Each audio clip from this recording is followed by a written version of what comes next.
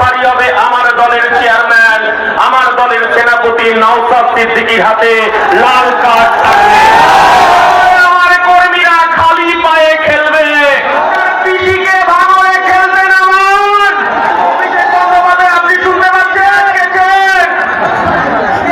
এই যে আটকেছেন, 24-এ মঞ্চে আসতে দেননি, 25-এ মঞ্চে আসতে দেননি, 42 দিন জেল কাটিয়েছেন। আজকে আমরা মঞ্চে এসেছি মমতা বন্দ্যোপাধ্যায়, আমার ভারতবর্ষের সংবিধান প্রণেতা বি.আর. আম্বেদকর আমাদের সংবিধান দিয়েছে। আর এই মঞ্চে তার উত্তরাধিকারী উপস্থিত হয়েছে প্রকাশ আম্বেদকর। মমতা বন্দ্যোপাধ্যায়, আপনার ভাইপো অভিষেক বন্দ্যোপাধ্যায় আপনি শুনতে পাচ্ছেন? ভাঙড়ে ক্রিমিনালটা ফাউল করেই যাচ্ছে, ফাউল করেই যাচ্ছে। অভিষেক বাবু বলছে ভাঙড়ে নাকি উনি খেলবে।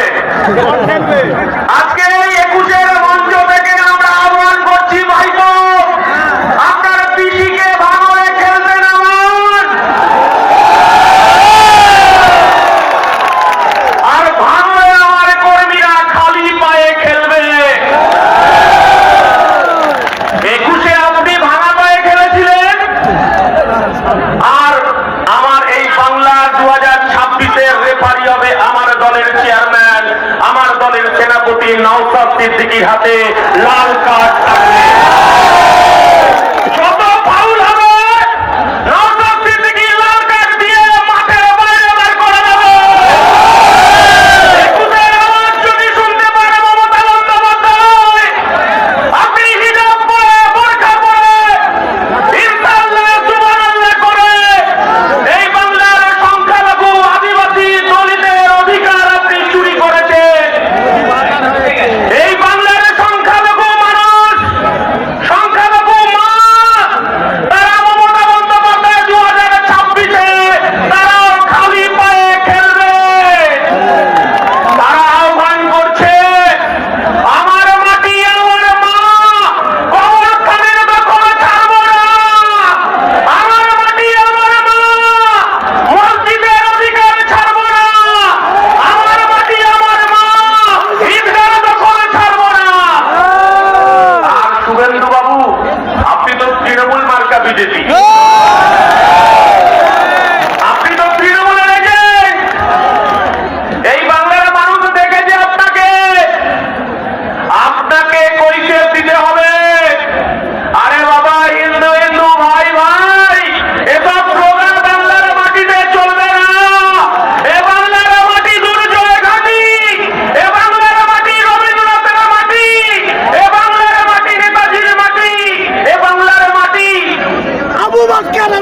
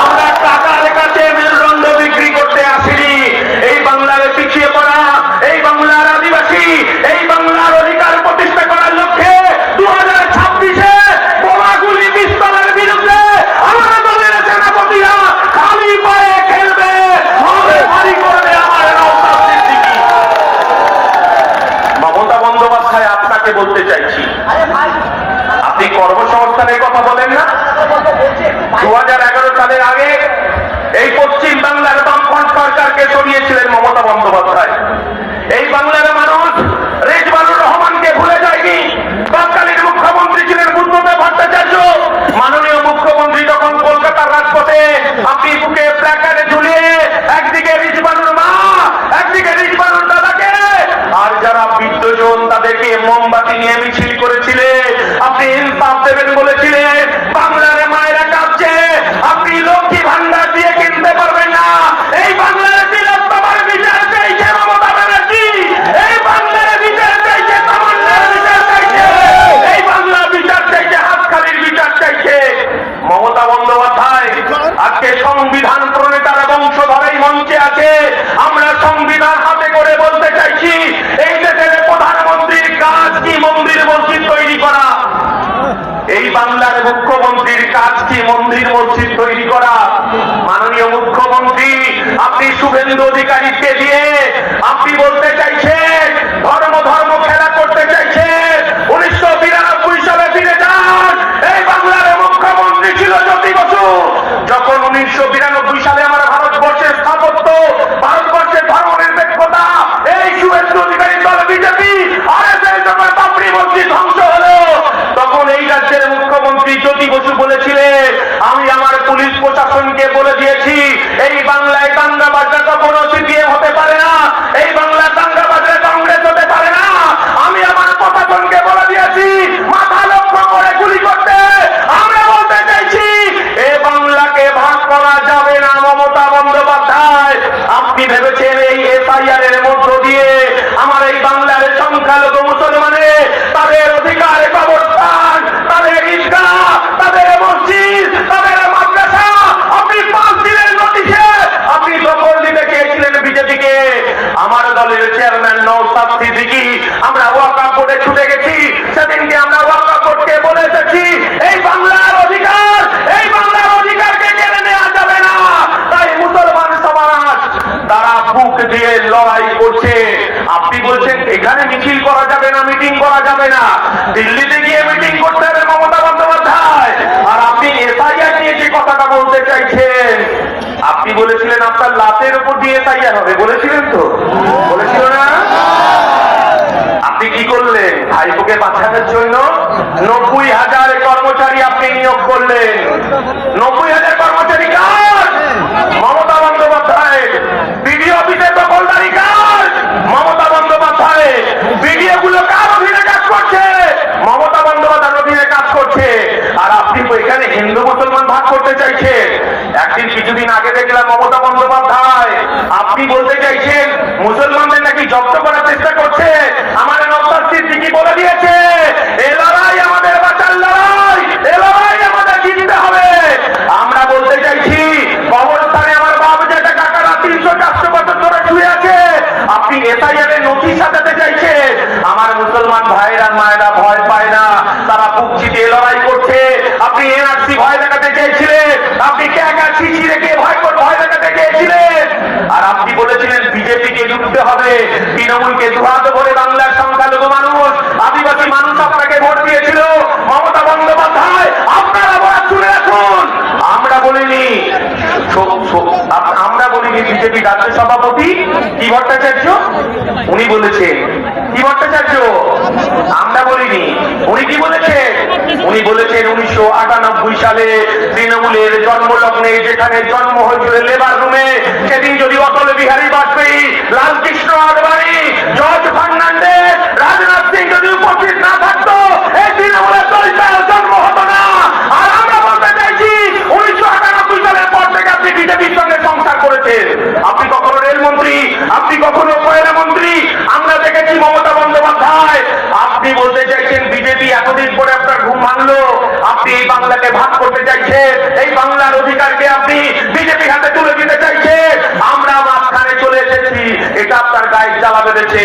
নওশাদকে ভয় লাগছে। আমরা বলতে চাইছি এই বাংলায় নওশাদের নেতৃত্বে লড়াই হবে। 2026-এ আমার 2 ডিভিডের এমএলএ বিধানসভায় যাবে। এই বাংলার গরিব মানুষের তার অধিকার ফিরে পাবে, আদিবাসী দলিত মানুষ তার অধিকার ফিরে পাবে, বাংলার খেটে খাওয়া শ্রমজীবী মানুষ তার অধিকার পাবে। আর পুলিশকে একটা কথা বলতে চাই, বিয়ে কিন্তু বাকি আছে। আপনাকেও স্মরণ করিয়ে দিতে চাইছি, এই বিয়ের জন্য লড়াই করছে আমার নওশাদ সিদ্দিকী, শুভেন্দু অধিকারী নয়। মমতা বন্দ্যোপাধ্যায়ের ভয় ৭৭-এ নয়, মমতা বন্দ্যোপাধ্যায়ের ভয় ১ নম্বর ভাঙড়ে। তাই মমতা বন্দ্যোপাধ্যায় আপনি আগুন নিয়ে খেলবেন না। তাই একটা কথা বলে আমি শেষ করবো, সবাই খুব সংক্ষেপে।